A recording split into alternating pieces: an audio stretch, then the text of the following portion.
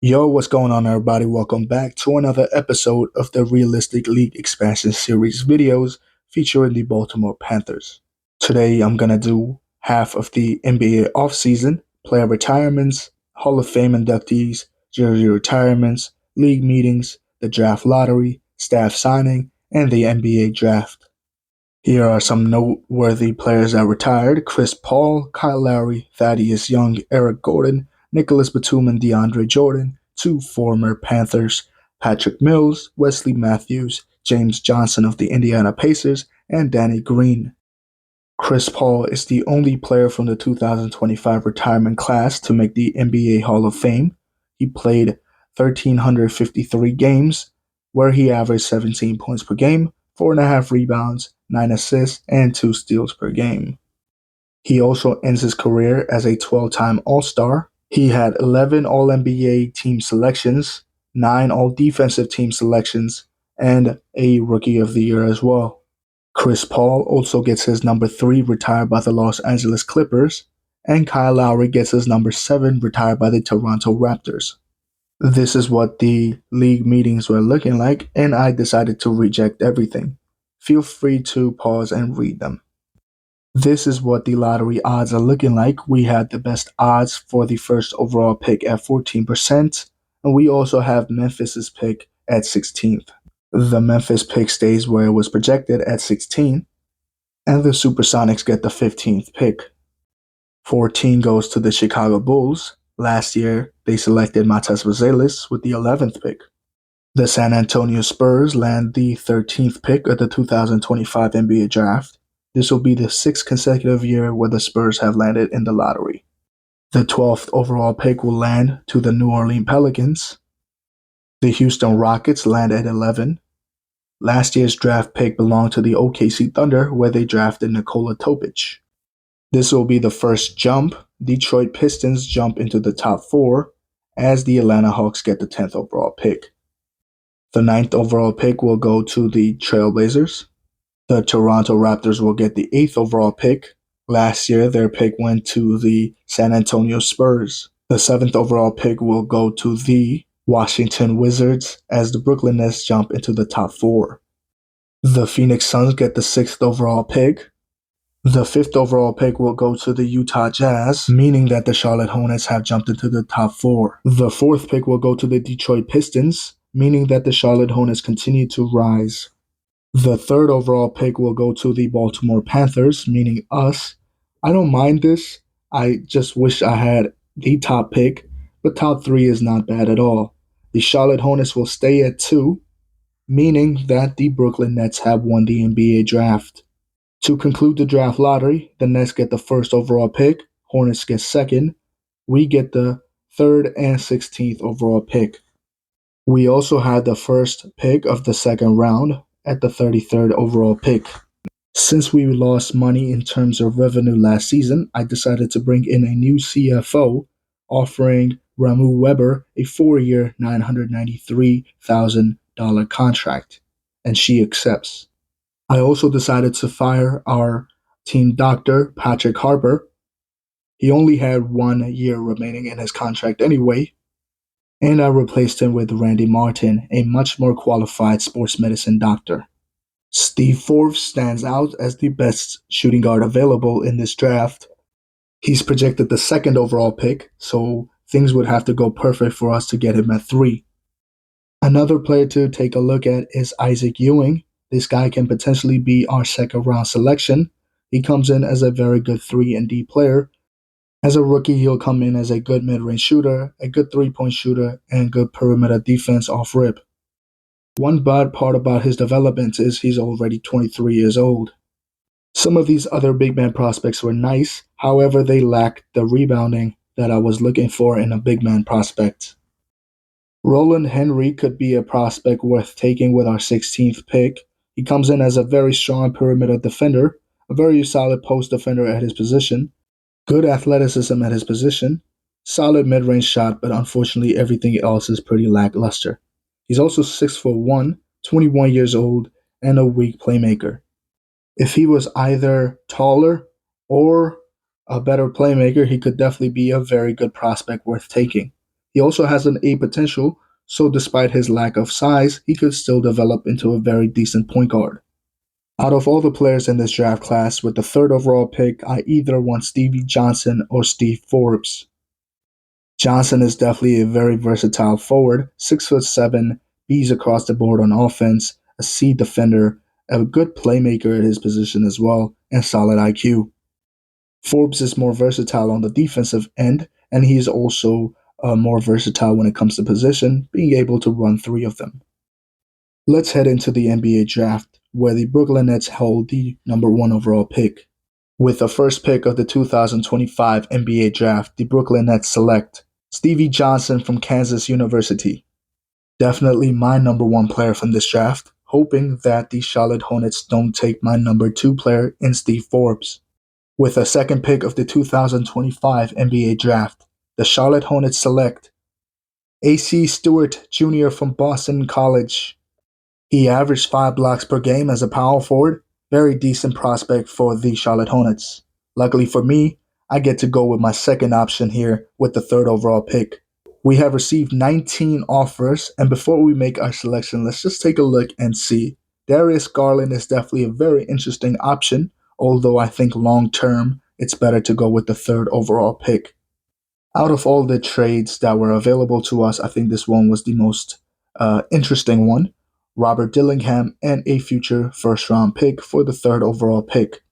Comes in as a B offensive player, a solid playmaker, unfortunately not the best defender. I think I'll just stick with my own pick and go ahead and make my selection.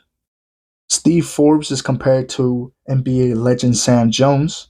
In case you're not familiar with Sam Jones, he played with the 1950s and 60s Boston Celtics, where he averaged 17 points per game, 5 rebounds, and 2.5. Jones was a 5-time All-Star, a 3-time All-NBA player, a 10-time NBA champion, and a member of the NBA 75th anniversary team. Sam Jones is also a Hall of Famer. The worst case scenario is the NBA journeyman Doug Christie, who spent 15 seasons in the NBA and made 4 all-defensive selections. According to our scouts, he has gobs of potential who could turn into a perennial all-star someday. He has really good reflexes and great anticipation. And good anticipation leads to forcing turnovers. The only weakness listed for him is tends to make poor decisions with the ball on occasion. He is also 22 years old. I also took a look at some of my other prospects, but I just didn't see what I liked. Forbes, although he's 22 years old, comes in at 6'5" with a 6'11" wingspan, a shooting guard, point guard that could also run the small forward because of his strength. He is one of the better shooters of this draft, one of the best defenders, and also one of the better playmakers of this draft. So with the third pick of the 2025 NBA draft, the Baltimore Panthers select Steve Forbes from the NBA G League Ignite. According to Rob Mahoney, Forbes has a chance to be the next superstar of this league, and our fans are preparing for their MVP chance, which is amazing things to hear as a GM/coach. With the fourth pick of the 2025 NBA draft, the Detroit Pistons select Bruce Burton from Rhode Island. With the fifth pick of the 2025 NBA draft, the Utah Jazz select Stephen Gibson from Georgia Tech University, a 6'8" power forward, and he can definitely produce for the next decade minimum, according to the scouts. With the sixth pick of the 2025 NBA draft, the Phoenix Suns select Todd Sharp from Southern Methodist, a 6'5" forward, 225 pounds, an All-American player, one of the best from high school, who unfortunately had a injury-riddled freshman year. With the seventh pick of the 2025 NBA draft, the Washington Wizards select Nathan Barber from Evansville, a 7'1" big man, 270 pounds, could be a good fit alongside Alexandre Sarr and the rest of the building block in DC. With the eighth pick of the 2025 NBA draft, the Toronto Raptors select Rod Jamison from Texas, a 6'5" forward, 226 pounds. Jamison is a trigger-happy shooter that never met a shot he didn't like. Before making their selection, the Portland Trailblazers actually shot me an offer. Their ninth overall pick and Robert Williams for Steve Forbes and a 2027 protected Panthers pick. This trade absolutely makes no sense whatsoever. Why would I trade down for a pick plus Robert Williams' injury and expensive contract for a guy that I drafted third and a future first round pick? Get this garbage trade offer out of my face. And with the ninth pick of the 2025 NBA draft, the Portland Trailblazers select Julio Claxton from Duquesne University. Claxton is a 6'10" forward that can hit NBA distant 3-point shots. With the 10th pick of the 2025 NBA draft, the Atlanta Hawks select Chad Frazier from High Point, a 6'4" defensive oriented guard as he led the nation with steals with 3.4 steals per game. With the 11th pick of the 2025 NBA draft, the Houston Rockets select Mac Davis from Boston College, a 6'10" big man drafted just in case Şengün decides to walk in free agency. With the 12th pick of the 2025 NBA draft, the New Orleans Pelicans select Darius Kane from Columbia, a 6'11" big man, something that they desperately needed last season. With the 13th pick of the 2025 NBA draft, the San Antonio Spurs select Tyron Clemens from the NBA G League Ignite, a 6'10" power forward, 234 big man, could be a decent fit alongside Victor Wembanyama. With the 14th pick of the 2025 NBA draft, the Chicago Bulls select Brett Carter from Houston, a 6'8" forward, 233 pounds, could be a decent addition with his mid-range jumper. With the 15th pick of the 2025 NBA draft, the Seattle Supersonics select Darrell Phillips from Fresno State, a 6'4" forward, 205 pounds. He made the most college threes in the draft combine. All right, it is time for the 16th pick, and I want to take a look around the league. There are definitely very nice options available. Guys like Neil McDaniel, a 21-year-old 74 overall player with multiple badges coming in, compared to Alex English, could definitely help out our offense a lot. He comes in at a B+ mid-range shot, although he has an atrocious D at defense. The defensive-oriented point guard Roland Henry, 6'1" from Temple, is definitely a prospect worth taking a look at. Michael Ray Richardson, All-NBA potential, and Matthew Dellavedova potential on the floor. Looking like a very solid mid-range shot at a B-, but it's still below league average. His three-point shot is weak, his playmaking is weak, but his perimeter defense is something to take a look at. A+ perimeter defense and good athleticism as well. Ultimately, though, I want to see what's available for this pick before I make my selection. After playing around in the trade proposals, I came up with this trade offer: the 16th overall pick in Brandon Clarke for Nikola Topic. The 19-year-old sustained an ACL injury and barely played any games for the Oklahoma City Thunder last year. Meanwhile, they're trying to win a championship and their backup power forward position is extremely weak at the moment. Brandon Clarke comes in as a versatile defender for the Oklahoma City Thunder, as he averaged almost 2 stocks per game, 1 assist, 6 rebounds, and 9.5 points. Clarke is also versatile enough to run both the center and the power forward position. He's also 28 years old and fits in with the Thunder timeline much better than Topic does. Let's see if the Oklahoma City Thunder are prepared to do this trade with us. And wow, they have done it. Nikola Topic, welcome to Baltimore. And with the 16th pick of the 2025 NBA draft, the Oklahoma City Thunder select Gabe Vaughn from Mississippi. OKC also only had one small forward on the team, Lu Dort, so Gabe Vaughn will definitely be a good addition to this team. He comes as a very all-around player with good physical athleticism. All right, this concludes the lottery section of the 2025 NBA draft, and I'm just going to skip all the way to my second round pick. The prospect that I liked the most was Isaac Ewing. He has a decent mid-range shot, a decent three-point shot, solid playmaking, and good perimeter defense for his position as well. He has solid athleticism, and the only bad part about his game is that he's 23 years old. He has Robert Horry potential and is a 69 overall player.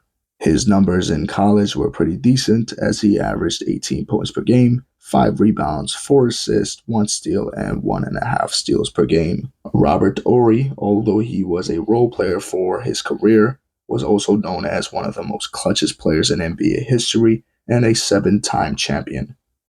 Judd Buchler was a journeyman forward in the 90s. He also played with Jordan's Bulls in the 96, 97, and 98 season, earning himself 3 championships.